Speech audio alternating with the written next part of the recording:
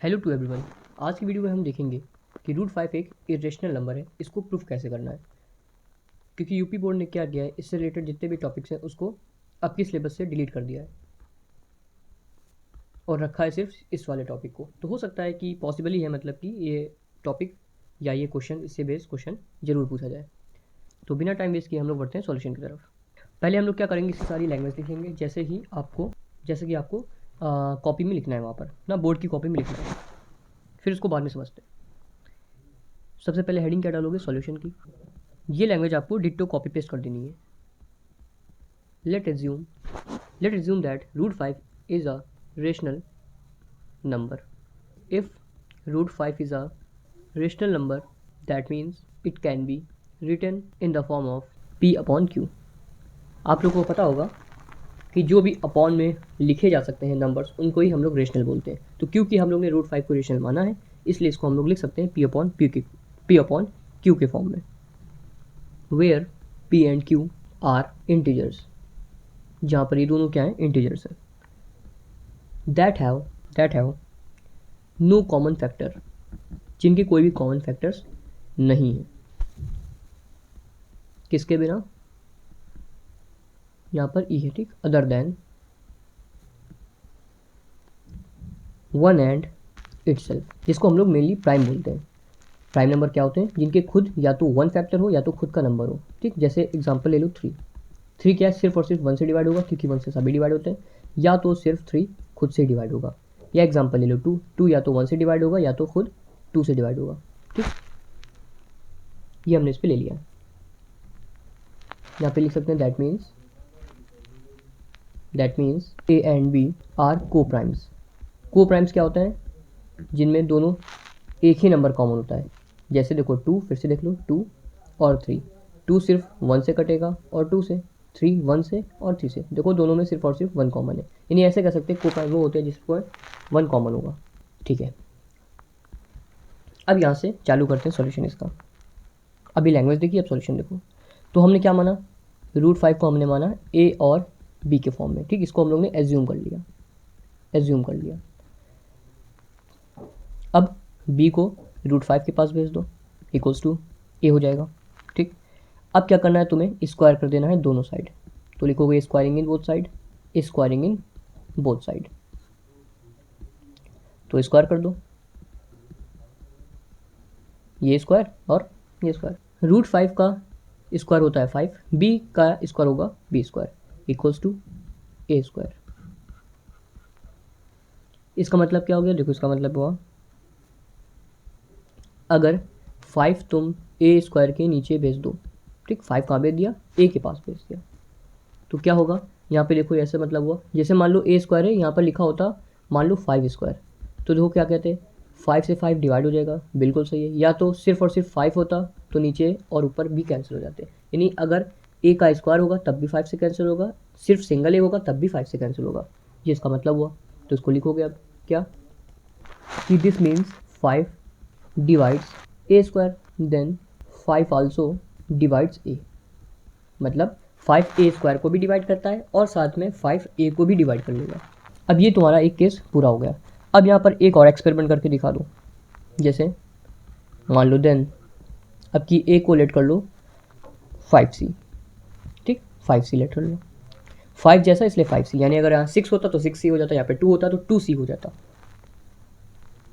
जहाँ पर c क्या है, c है कोई भी इंटीजर। ये जो पॉइंट लिख रहे हैं तुम्हें बोर्ड की कॉपी में एज इट इज़ लिखने हैं, 5c। इसमें भी वही काम कर लो, स्क्वायर कर लो दोनों side, on squaring in both side कर दो, तो यहाँ पर भी स्क्वायर हो जाएगा और यहाँ पर भी स्क्वायर हो जाएगा। ए स्क्वायर इक्वल्स टू 5 का स्क्वायर कितना 25, सी का स्क्वायर सी स्क्वायर हो जाएगा। यहाँ पर भी वही लिख दो। अब लिखना कैसा है, ये देखो, अभी तुमने देखो निकाला, यहाँ पर इसको लेट कर लो, ये देखो इक्वेशन तुम्हारी ये क्या थी, ये दिख रहा है ना, इक्वेशन फर्स्ट, ठीक, ये इक्वेशन फर्स्ट है। यानी ए स्क्वायर की वैल्यू क्या पुट कर सकते हो, लिखोगे, क्योंकि ए स्क्वायर की वैल्यू हम लोग ने निकाली थी 5b स्क्वायर, कहाँ से, फ्रॉम इक्वेशन फर्स्ट, तो एक स्क्वायर की वैल्यू पुट कर दो, ये हो जाएगा 5b² इक्वल्स टू क्या हो जाएगा 25c²। ये केस तुम्हें ध्यान रखना है और ये स्टेप भी ध्यान रखना है। अब क्या होगा देखो, 5 से 25 कैंसिल हो जाएगा, तो b² इक्वल्स टू, ये जो कट मारा है ये बोर्ड की कॉपी में ऐसे कट नहीं करते हैं, क्या करते हैं बस अगले स्टेप में इसको, जैसे 5 है और 25 है, इसको बस गायब कर दो। ठीक, तो क्या हो जाएगा, डिवाइड करने पे 5c²। अब यहाँ पर तुम्हें सिर्फ और सिर्फ कंक्लूजन लिखना है और उसके ही नंबर होंगे। ठीक, और लास्ट में हम थोड़ा समझ लेते हैं कि किया गया है। कहानी है कि दिस मीन्स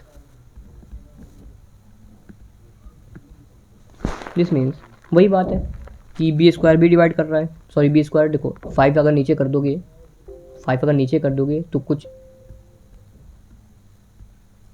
कुछ इस तरीके से हो जाएगा, b²/5 इक्वल्स टू c²। ये बात है। तो देखो ये क्या मतलब हुआ, b² डिवाइड हो रहा है 5 से, तो b भी डिवाइड होगा 5 से, जैसे अभी पीछे पड़ा, बस इतना यहाँ पे कहानी है। This means b² is divisible by 5 and also b is divisible by 5, therefore a and b, single inverted comma में a and b have common factor। बस यही मेन चीज़ है, कॉमन फैक्टर। इसको अंडरलाइन कर लेते हैं समझाने के लिए।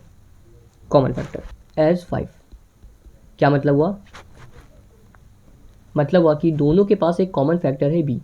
ठीक, अच्छा भी लिख लेते फिर समझते हैं। बट दिस कॉन्ट्रडिक्स मतलब क्या होता है, खिलाफ में जाना, विरोध करना। ठीक, तो कहेंगे दिस कॉन्ट्रडिक्ट्स द फैक्ट, कि ये फैक्ट को कॉन्ट्रडिक्ट करता है, मना करता है। ठीक, कैंसिल करता है। दैट ए एंड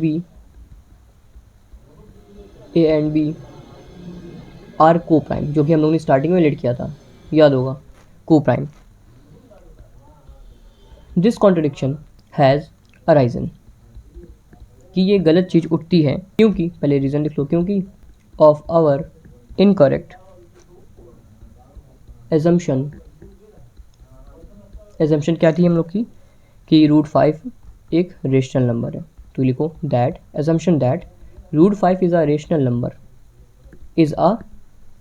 नंबर, ठीक। सो या हेंस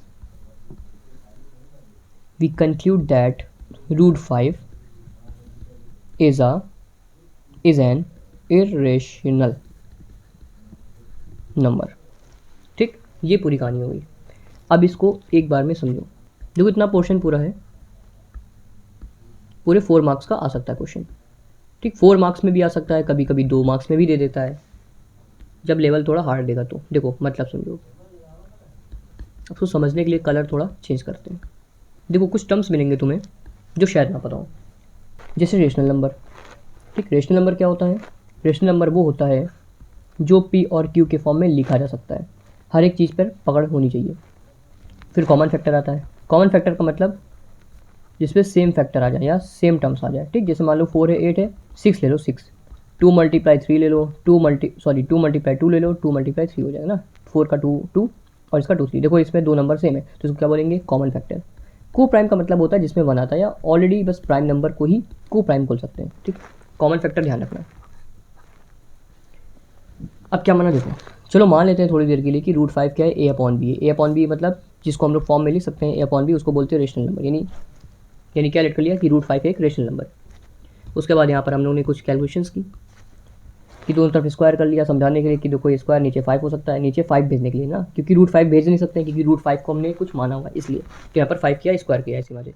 अब यहाँ पे क्या मतलब हुआ, देखो a² का मतलब ऐसे होगा ना, a × a/5। तो देखो अगर नीचे ऐसे लिखा है तो 5 से a कट जाएगा बिल्कुल, तो अगर a ना भी हो तो एक a पहले से भी तो है तो वो भी तो कट जाएगा, यानी अगर a² है वो भी डिवाइड है तो a है तो वो भी डिवाइड हो जाएगा 5 से। वही यहाँ पर हम लोगों ने कहानी लिख दी। तो ये एक एक्सपेरिमेंट हो गया कि अगर a² से 5 से डिवाइड हो रहा है तो a भी डिवाइड होगा 5 से। यहाँ तक क्लियर। फिर a मान लिया, फिर से एक चेक करने के लिए a = 5 से ले लिया। अब ये ध्यान रखना है जो 5 है ये यहीं से आया हुआ है। ठीक, तुम लोग को ऐसे ही नंबर मानने जो वहाँ पे लिखे हुए हैं, यानी अगर यहाँ पे 6 होगा यहाँ पे 6 माना था। और c क्या होगा, c कोई भी इंटीजर ले लेंगे। अब दोनों तरफ स्क्वायर किया, फिर वही कहानी, स्क्वायर करने के बाद यहाँ पर 25c² ये हो गया। अब a² क्योंकि हम लोग ने पीछे देखो, क्योंकि देखो a² का हम लोग ने एक्सपेरिमेंट किया हुआ था इसलिए a² को हम लोग ने ऐसे ही वैल्यू पुट कर दी। क्या रखा, देखो 5 को इधर भेज दिया, 5b², ये रख दिया 5b², यहाँ पर वैल्यू पुट कर दी इसकी। ठीक, वैल्यू पुट करने के बाद देखो फिर से वही कहानी, 5 से पहले डिवाइड कर दिया, ये आ गया, ठीक। अब नीचे 5 भेज दिया, कुल मिला के तुम्हें नीचे ही 5 भेजना है, नीचे ही 5 भेजना है, तो देखो ये भेजा। अब इसका मतलब भी क्या हो गया कि 5 नीचे भेजने पर हो गया कि वही कैसे कि बी स्क्वायर, ऐसे लिख लो, बी मल्टीप्लाई बी अपॉन देखो 5।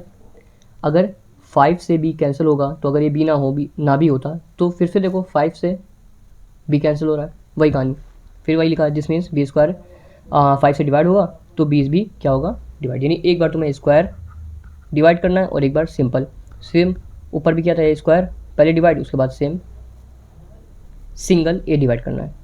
अब नीचे जो इंपॉर्टेंट चीज़ है वो आती है, देखो है ना, मेन मतलब तुमने कंक्लूजन क्या निकाला वो समझाना है। देखो यहाँ से लिखा है देयरफॉर ए और बी हैव कॉमन फैक्टर्स। देखो ए भी डिवाइड हो रहा था 5 से, याद है, फिर उसके बाद हमने बी करा था डिवाइड 5 से। देखो दोनों ही के पास एक डिविजिबल है, एक नंबर 5, तो वही लिख दिया यहाँ पर।